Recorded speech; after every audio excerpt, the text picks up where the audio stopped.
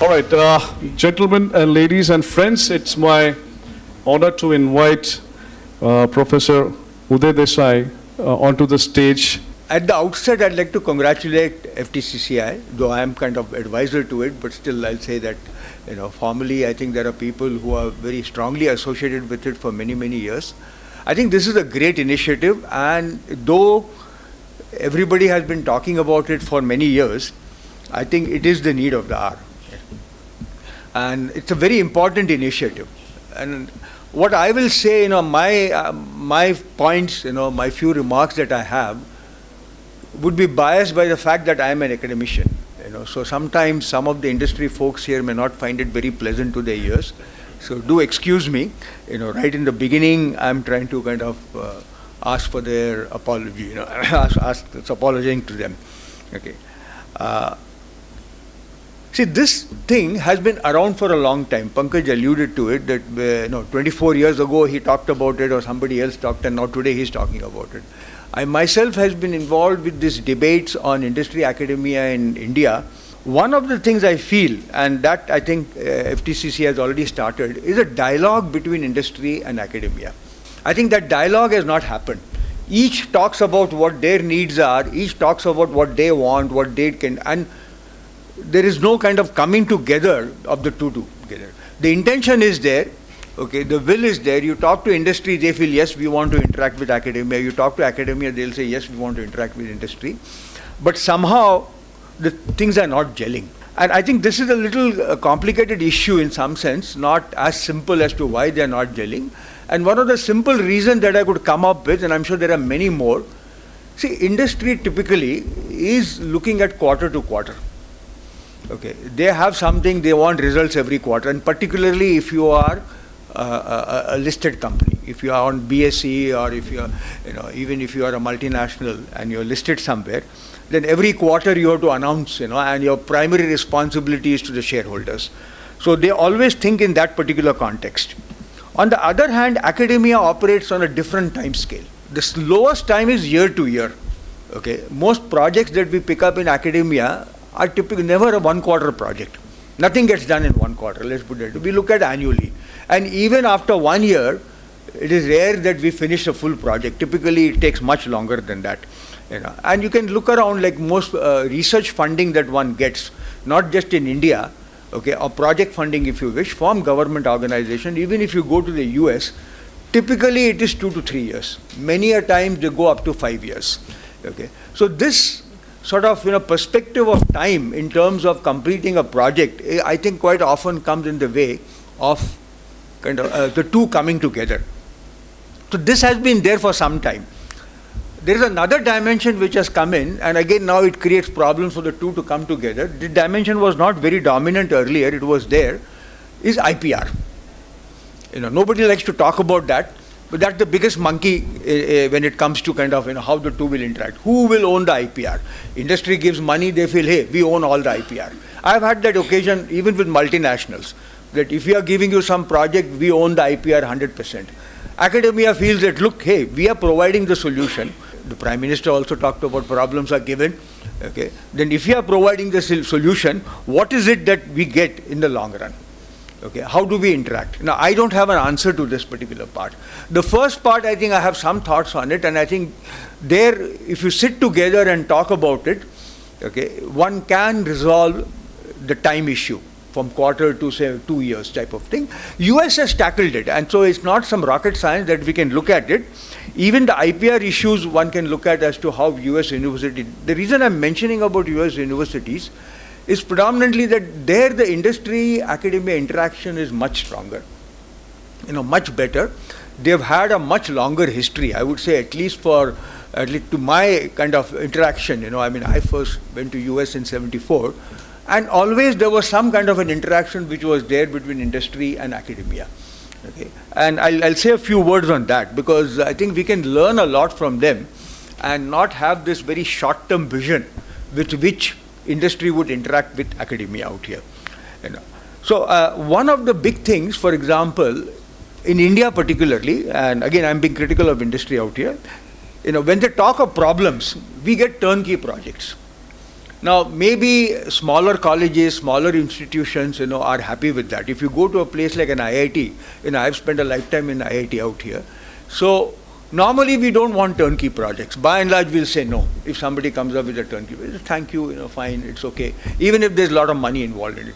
And partly because if an Indian industry is offering me a turnkey project, I can go to Google, I can go to Microsoft, I can go to Motorola, I can go to Texas Instruments and get a much better long-term project with very little kind of interference.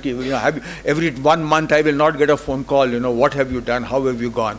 So if you look at it, at least in IITs, IIScs, by and large they do have some industry connect, but often it is with multinationals. Multinationals think very differently. Their whole perspective is very different when it comes to industry-academia interaction. I think this is one thing. But now it may be, as I said, in smaller institutions, people are happy. We have some project. Okay, we'll take 6 months, work on something, do some and give you an output on a turnkey project. By and large, I can almost assure you, no IISc or IIT faculty, I don't know much about BITS that much, or for that matter, triple ITs, would touch. I never looked, I can give my personal example. I never took a turnkey project if it came from industry. And I was thankful to them. I said, look, I can suggest somebody else maybe. I'm talking more about Bombay, where I used to do a lot more R&D projects. Hyderabad, it was more like building the institute. So I say, okay, I know somebody at Sardar Patel College, maybe I can introduce you to him and you can talk to them and they can kind of tackle this particular problem. So I think you have to modulate your project and it cannot be one size fits all. That is with whom you are interacting. This is one thing which I would suggest. That's what I talk about. If there are high risk project, by and large professors will look at it very, very happily and they'll spend a lot of time on it, irrespective of the IPR issues and other issues. If you look at US industries, this is one of the points I wanted to make. By and large, when they interact with academia, they give them high-risk projects. They give them projects which their own R&D unit cannot solve. So if you're looking at HP, you're looking at Google, okay, you can look it up. For example, there is a big project going on. Every big university, if you look at MIT, Stanford, Berkeley, has this huge project where there are a consortium of industries and they're looking at least a 5-year horizon. There's a project called Oxygen, for example, which is about human-computer interaction and other things going on at MIT. Multiple industries are there, and their approach, in fact, I recall I was with HP for about a couple of years. They'll just give them, I think, $1 million or $2 million, and twice a year there will be a gathering at MIT. I think that project was slightly different from Oxygen, if I recall. And they would meet, along with other industry folks, and just look at what is happening. And the idea was something interesting came out, they will do it. I recall a similar consortium project at University of Washington on semiconductors. The reason I'm mentioning semiconductors is suddenly, semicon has become a big buzzword in India. We're setting up fabs and doing a lot of things. Again, it was a consortium project. Companies like Intel and various other companies would, AMD and all would fund that. Twice a year, they will have a gathering at University of Washington. Okay, they will look at what has come up. And any industry could, basically the consortium had the first right to refusal, let's put it that way. But they were not worried too much about, what is it that I got? I gave you $1 million, now let me see, whether I got A, B, C, D, E. In India is like, outcome, okay? So these are the outcomes which were there and you start ticking off, whether this outcome has been satisfied, this outcome, it's like grading an exam paper. I think it doesn't work that way, unfortunately. We are obsessed with these exam papers and we use that same model everywhere and everywhere we go to out there. So that is one point. Now, one good thing which has happened to create a strong dialogue, that UGC and AICTE has started something called Professor of Practice. So I would appeal to industry personnel to come forward and become Professor of Practice at academic institutions. Today, I think 9 or 10 academic institutions have signed some kind of a MOU with FTCCI. I would say that, the industries which are involved, which are there as part of FTCCI, can you become Professor of Practice at different departments? And I'm saying it because I interact with many private universities. And since I finished my tenure as director at IIT Hyderabad in 2019, I don't interact that much with IIT after that. In the last 5 years, roughly about 4.5 years, my interaction has been primarily with private universities, and not just one, multiple of them in Telangana. In fact, I'm involved with some outside Telangana, in Andhra Pradesh also, then some in Dehradun, some in Mohali, etc. Okay, and as the Vice President of Indian National Academy of Engineering, again I interact with many private universities. Okay, so I'm talking broadly out here.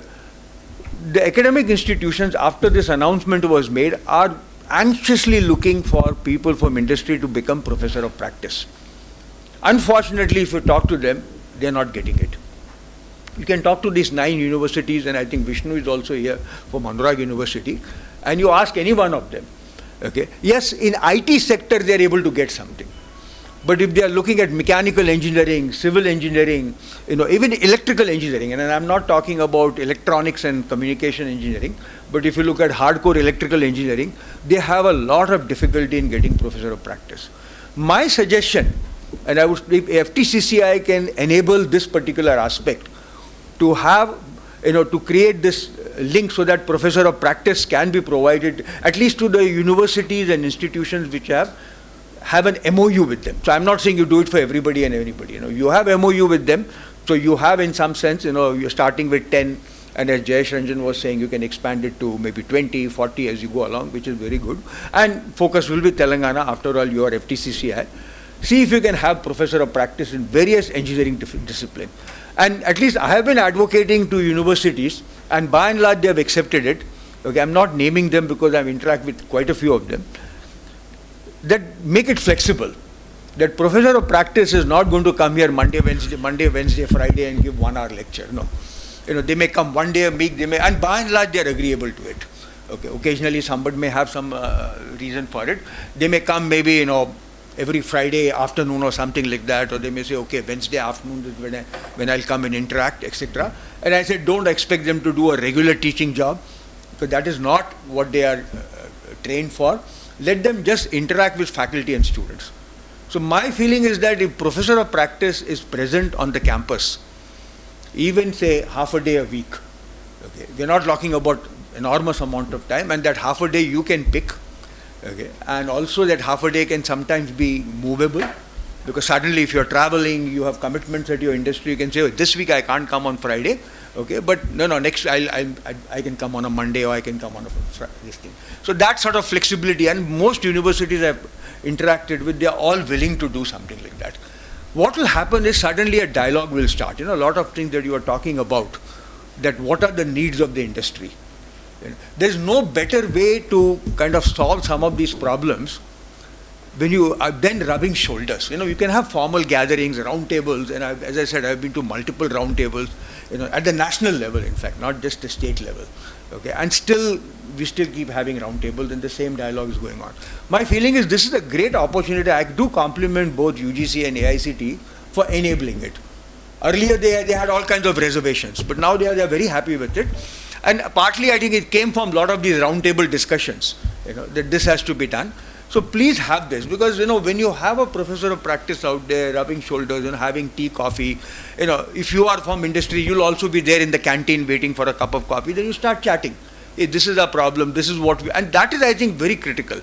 As they say in industry, some of the biggest deals are made not in conference halls but at the golf course, right? So academia does not have golf courses, but we do have nice canteens, at least good coffee and other things. So I think that's where some of the interactions can take place, okay? And it will come up, okay, this is how we can work together. And I think that is something, I'm hoping maybe at the end of the year, FTCCI, with this great initiative that they have, Indian Industry Academia Connect, maybe a better blueprint will emerge. Right now, still there are a lot of thoughts that people have given based on past experiences. But I think we have to understand the pain points and what each one can contribute a little better. And no better way to do it than to have these sort of one-on-one interactions as opposed to, we need roundtables, I'm not denying that. Right in the beginning, I started with that. So I think that is very important to have these roundtables out here. Okay, but this is something, the professor of practice. And IITs have started that. I have several colleagues who were in industry. They have become, you must have heard, for example, IIT Bombay had a big coup. The former CEO of TCS, Gopinath, he's a professor of practice at IIT Bombay. So after he stepped down as CEO, I think IIT Bombay approached him, saying that, hey, and there are no constraints on him. He can come anytime he wants. He can do anything he wants in IIT Bombay campus, literally. He has all the flexibility in the world. And it makes sense. He's a former CEO of TCS. I know people from smaller companies who have become professor of practice at IIT Madras, IIT Delhi, etc. So it is happening, but we need to, as was rightly done by FTCCI and rightly pointed out by Jayesh Ranjan, we need to reach out to smaller colleges. Okay, IITs will get that. I think that need not be the focus. Even to some extent, NITs and triple ITs will manage. But I'm very happy with the MOUs that were signed, all the 9 MOUs that came today. Okay, so with these few words, I'll stop at this particular point, and I'll be happy to facilitate this kind of interaction, having association with academia, and now association also with FTCCI. So thank you very much, and I wish FTCCI and academic institutions, a great collaboration together. Thank you very much. To stay informed about the startup ecosystem, subscribe to My Startup TV.